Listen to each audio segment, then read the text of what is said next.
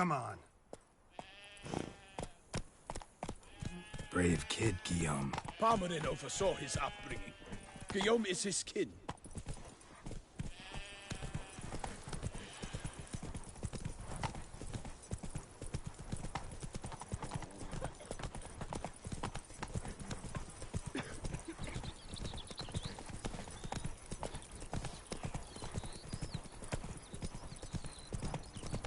Can't get used to the way you knights talk, especially how you switch back and forth between flowery and, well, near normal. We are knights errant, in the service of her gracious magnificence. When we appear in her name or speak on her behalf, we are bound by tradition.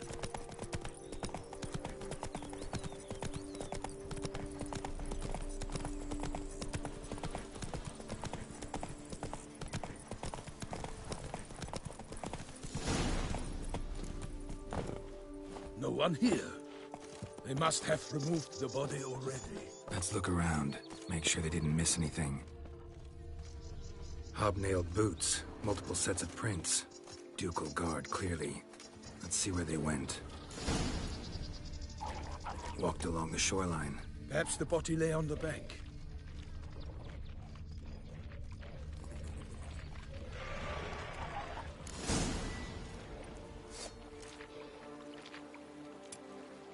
Got guests. Careful. For the glory of her grace, I shall make a happy of you!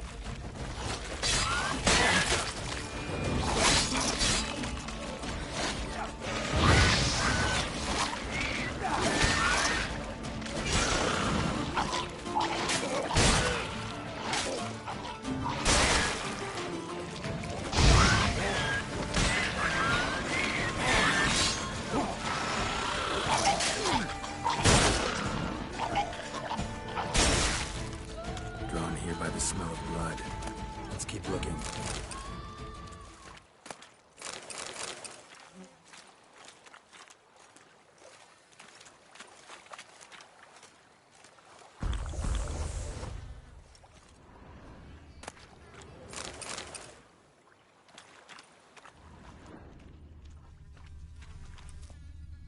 Blood.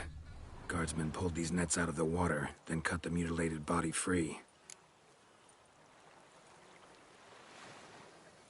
Gonna dive in, make sure they didn't miss anything.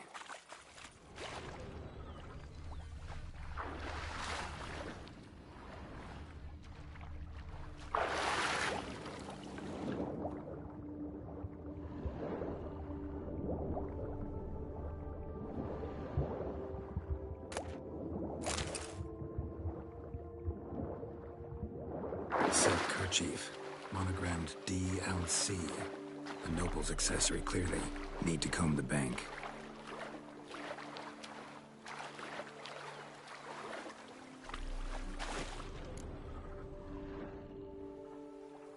Look, a boat was launched here. Guardsmen must have loaded the body parts onto it, taken them somewhere. Need to find out where. I'd like to look at the corpse before it starts to decompose. The inn. Its patrons must have seen the guardsmen, which direction they took. We should ask there.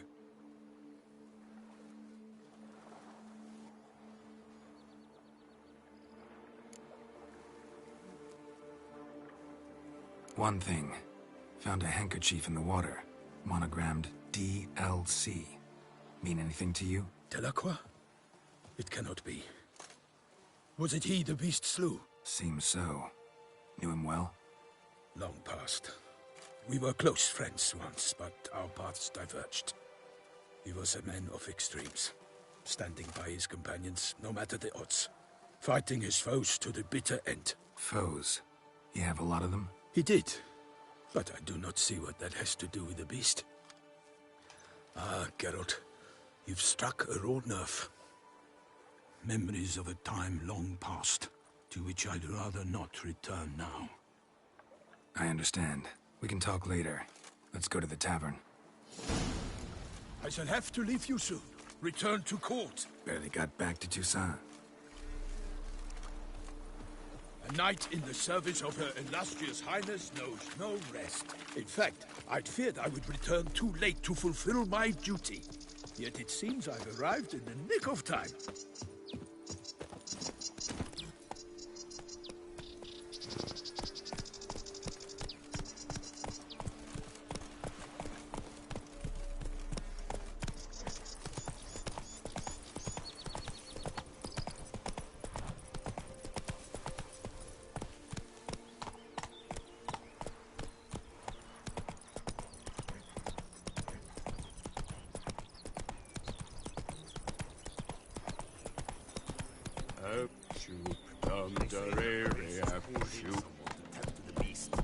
Killer from the north, they say. What?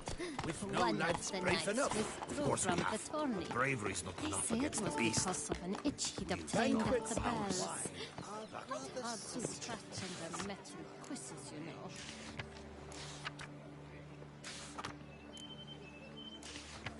Ducal clerks looking for help. Could be good coin to be made.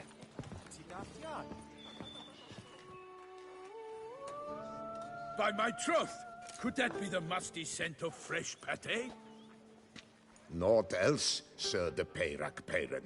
I see time has not dulled your senses. We would be honored if you would join us. Your companion as well. But why do I not detect even a whiff of crayfish chowder? No soup today, on account of there being no crayfish. I reckon you've not heard, but all I caught was a corpse. I awoke at the crack of dawn, as I do each day, but when I looked up, I beheld a blood-red sky. This corpse is precisely why we're here. For the man whom you've invited to join you at the table was summoned from a far-off land by her gracious magnificence. He is tasked with tracking and killing the beast. We invited two men to join us, yet since Sir de Peyrac Peyran in temperament is more akin to hare than hound, I surmise the other is the hunter. With whom do we have the pleasure? Name's Geralt. A humble introduction. You've clearly not tarried long with Sir de Peyrac Peyran. Spare us the petty insults. Geralt is a master of the witchering trade. He has questions concerning the beast's last victim. I was the one to find the corpse. The sun had just risen when I awoke, sat straight up in my bed, looked out the window, and beheld a sky red as blood. Ask Geralt, please, or we shall be here till winter. Need to examine the body. Know where they took it? They ferried it across, then loaded it on a cart and hauled it to a cellar at Corvo Bianco to keep it cool, see? What? Why, Corvo Bianco is Baron Russell's estate. When he learns they've turned his cellar into a morgue, he'll set his hounds on them. While you were gallivanting about the north, his vineyard was auctioned off. Who was that? Woman who just left. Didn't see her before. Didn't notice her walk in either. Doubtless Linnis, the innkeep's daughter. But hold, Geralt, because this is an outrage. Russell's vineyard was auctioned off? Inconceivable. It is no secret the Baron had gambling debts up to his ears. It finally came time to collect. His creditors auctioned off his property. The Ducal Chancellery bought it, in fact. Russell now bunks with his brother in Vicofaro. I told Russell he'd get his comeuppance. How long can one throw on past heroics? His creditors must finally have defined that his promises meant nothing. Such are the times. Today's knights are pale shadows of the heroes of yore. It's true what they say. God sent the beast to punish us for straying from the old paths. Thanks for the hospitality. Time I examined the corpse. Corvo Bianco lies a short way from here, near the tourney grounds. Just follow the road and you'll arrive. Not coming with? Oh yeah, duty of some sort calls. Some sort? Her Grace bestowed a great honor on me, even before we departed for Velen. I'm to play the hare during this year's game in the palace gardens. When you see me in my costume, you will wet yourself laughing. A little tempted to ask a few questions, but it sounds like a long, complicated story. One involving lengthy digressions into local history and tradition. So, see you later, Milton, and good luck.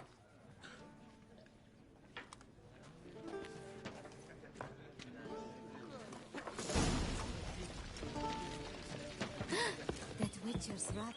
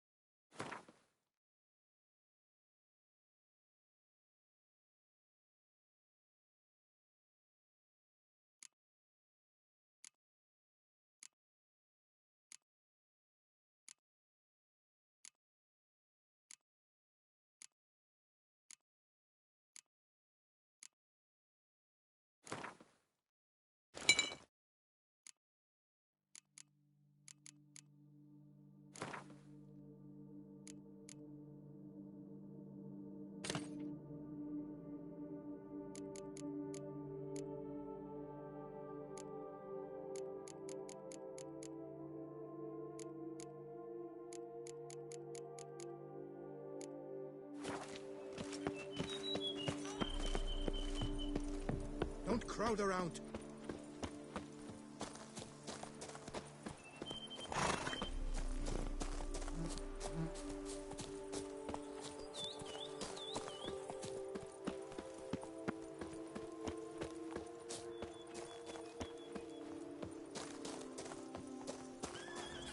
Sounds of a fight. Have to hurry.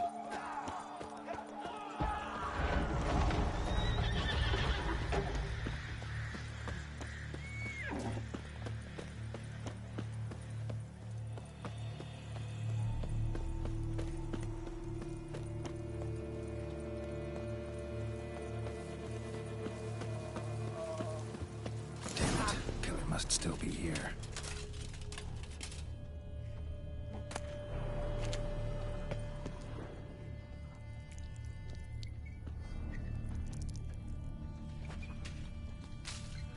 Throat torn open by man-like jaws. Man-like, except for long fangs. In the cellar. Gotta be. Woman from the inn was wearing this coat.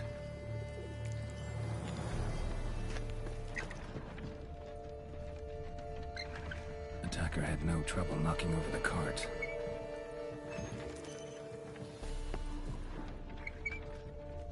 Claw wounds from 5 separate claws, spread of a small human hand, massacred by a vampire. Not an Ekimara, though, or a Fletter. Bruxa, gotta be. Footprints. Small, bare feet lead deeper into the cellar.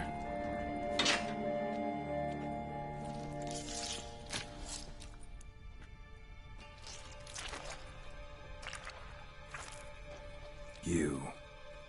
Saw you at the inn.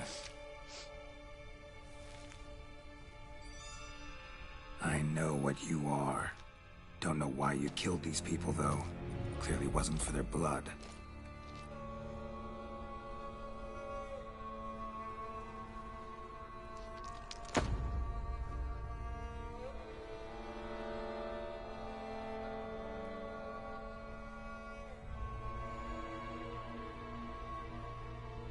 We don't have to fight.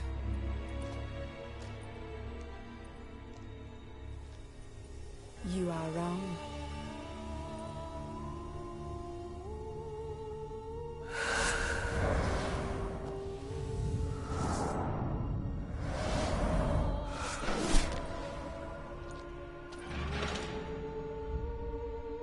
I cannot let you leave.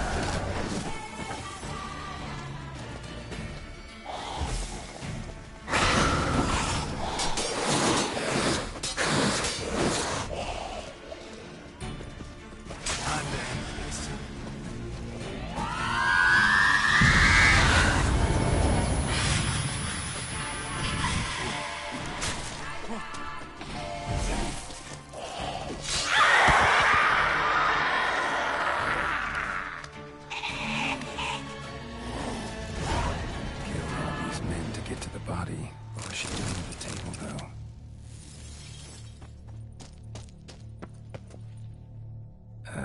Stinks. Waterlogged. Both hands amputated. Body was quartered just as I thought. Laid in water for some time. Head swollen, and something took a few bites out of it. Something in the throat. A pouch, bulging with coins. Nilfgaardian florins, from several different provinces. If the murderer did this, means we're dealing with a sentient, thinking beast.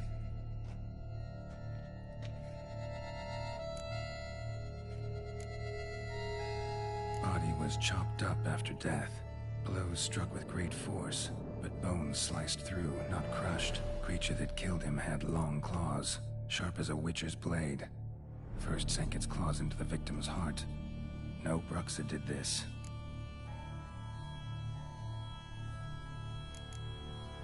Third hand. A spare? Except it's clearly not the victim's. Guardsmen must have not noticed it as they picked everything up.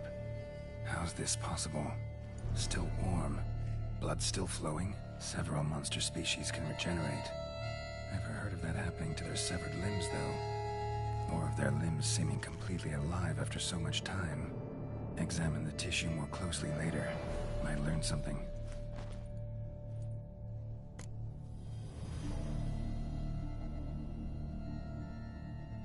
So, murderer was clearly a monster, but not a Bruxa. But then why'd the Bruxa come here for the severed hand? And who does the hand belong to? Why the hell's it still warm? Now, pouch shoved down the victim's throat. What's the significance? And why was he chopped up into pieces? Lots of questions, no answers so far. Need to know about the other victims. I'll ask Palmerin to get me in to see the Duchess.